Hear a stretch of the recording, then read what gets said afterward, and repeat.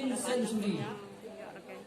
Kaliang Andrew, Kibreo Kiem, Dagarat Karyang, Kibreo Kiem, Dagabelasni, Om Padang Kusurat Kibreo.